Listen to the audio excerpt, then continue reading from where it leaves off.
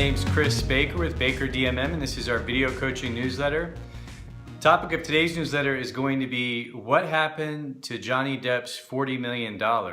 And before we jump into our discussion, I want to read you a quote that I thought of, and it states the following: "We are not educated at a young age on how to be financially responsible or what steps we could take to help give ourselves the best shot at being financially successful. For some of us, as we get older, we get so entangled in the day-to-day grind of life, we never have the chance to obtain the financial or money management skills we so desperately need."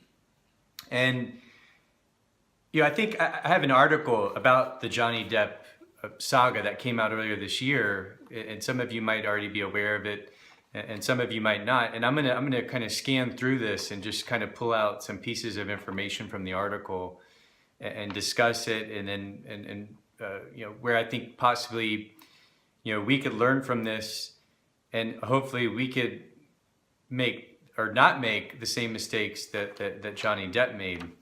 And I know some of you might think, wow, okay, we're talking about 40 million, but really it doesn't matter what level you're at, in the scale and the grand scheme of things. We all need to manage our money, no matter how large or how small the amount is. And so I'm going to jump into this article. And so this was back in February. And, really, I think it was the third paragraph. One of the first things that jumped out at me when I read through it that was a concern was that it said he's suing the management group and two of its attorneys, accusing them of mismanaging nearly $40 million of his money by allegedly collecting fees he never approved.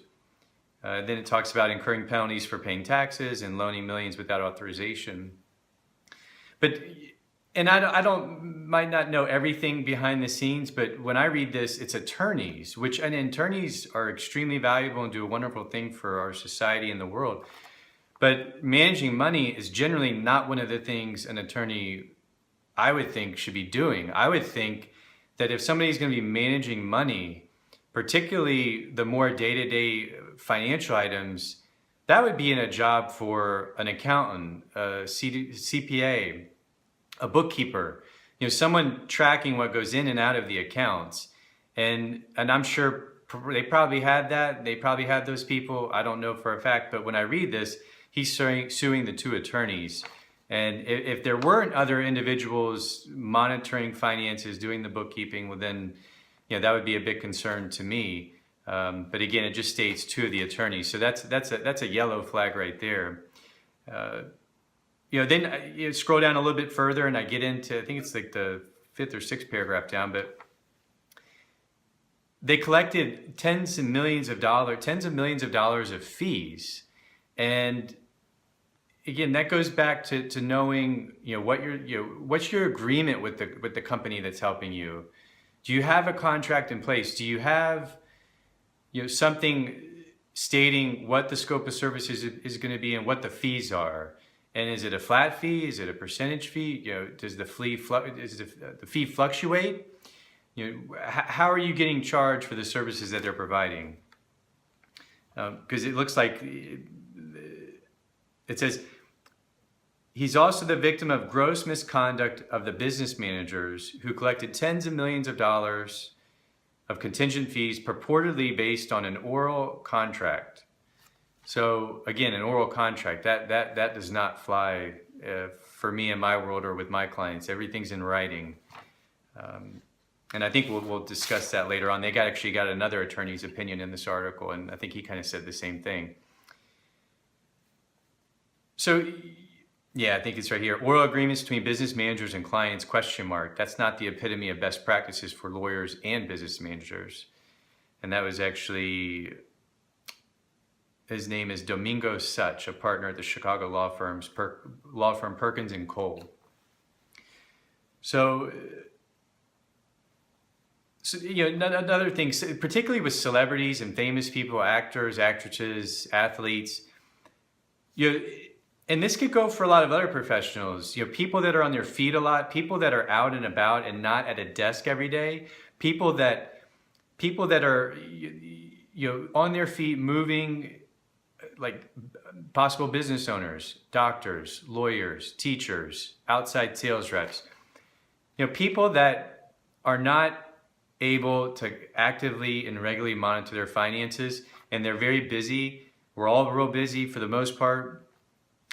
They can forget about their financial affairs and their commitments. And so you go all week, and then the last thing you want to do is get home on the weekend and then check your financial accounts, right?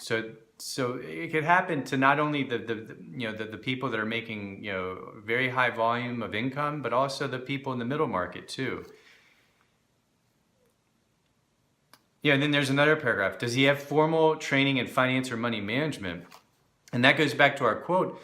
We're not educated on money from a young age through our teenage years, and if you go to high school and you graduate, we're not really taught there. If you end up going to college, and we're not even really taught in college. And then what happens is and this, I see this particularly with the medical profession, people that become doctors, athletes, entertainers, anybody that goes into whatever kind of profession it is, wherever they're fully and intensely dedicated to that craft. All you have time to do is learn your job, your role, your discipline, what you're doing, and you're not going to learn about money management or financial management. And if you're not, then that goes to being financially illiterate, which in another one of our videos that we covered. And then if you're financially illiterate, you can be a fantastic athlete or a fantastic artist. And that's what he says here. He's a great actor, but is he a great businessman? And then therefore, that leads you to poor money management. And you see that, I'm sure a lot of you have seen that all over the news with other different people too. And he goes on to say, he's devoted to his craft. He has no time nor energy to devote to managing his money, so he could easily lose track of that. That's why stars hire professional managers.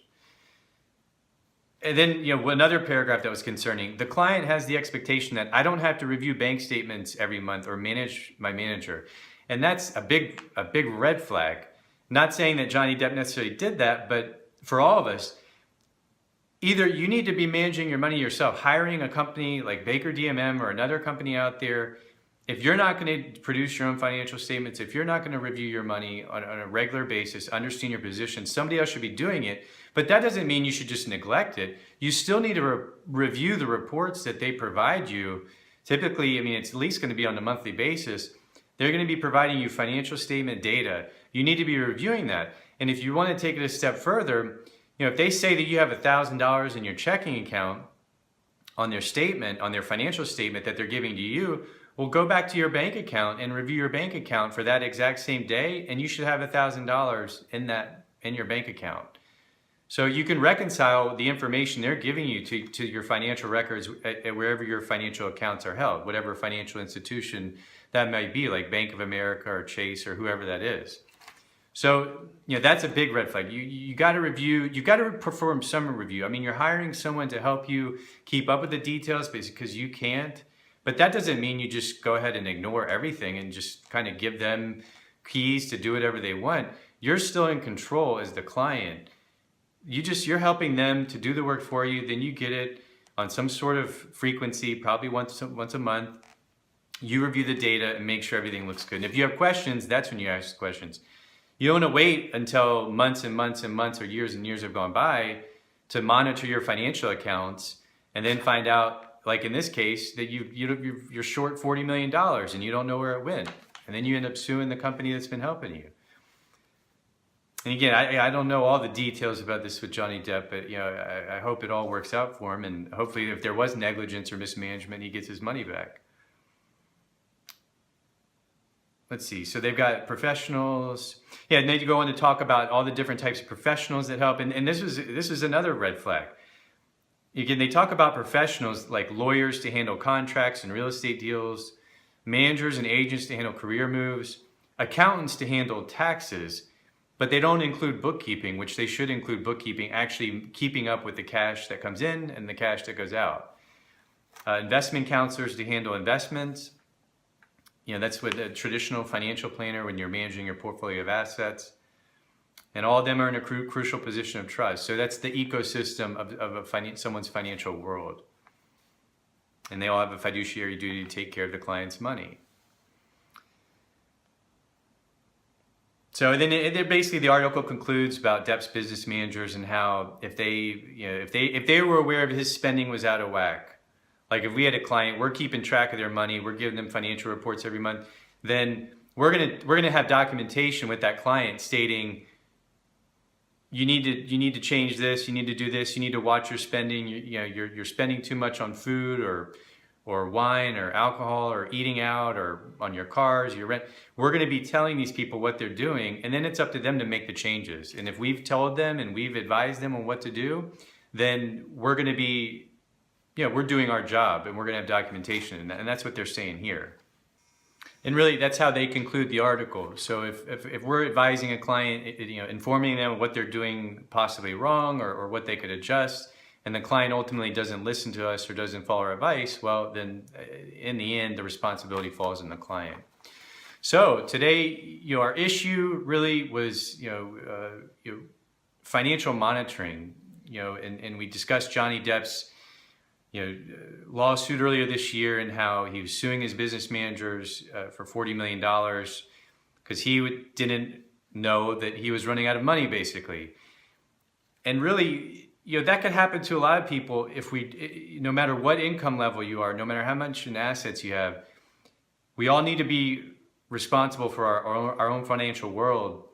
And to avoid being in a position like Johnny Depp, hopefully, the key here is financial monitoring and reviewing your accounts on a regular basis. And if you're not going to be doing it, someone needs to be doing it for you. Like this case with Johnny Depp. He's busy, he's running around all over the place. He's a very successful, wonderful actor. But you still got to check in and at least take a few minutes to review the financial reports that you're getting from whoever's helping you. And take a quick minute to check it to your bank account, make sure nothing looks unusual. Just spend a few minutes and take a quick look. And if you do see something unusual or concerning, then you gotta bring it up and you gotta stay on it. And really, ultimately, that on each one of us in our financial world and lives, that's in the end, ultimately the responsibility falls on us and no one else. So, if you found this video interesting or helpful, please feel free to share it on your social media channels. Feel free to share with your friends, your neighbors, or whoever you think would benefit from the information. And if you ever have a question for me that you'd like me to answer in one of our video newsletters, please shoot me an email with 2 to 3 paragraphs, maybe a couple hundred words, regarding what the issue is, and I'll try to address that in one of our newsletters. And if you'd ever like to get my help personally, the quickest and easiest way is to go to our website, www.bakerdmm.com, scroll to the top, click Request an Appointment, fill out your information, hit Submit, and I'll reach out to you in about 24 to 48 hours to schedule an appointment. And until then, I will talk to you all soon.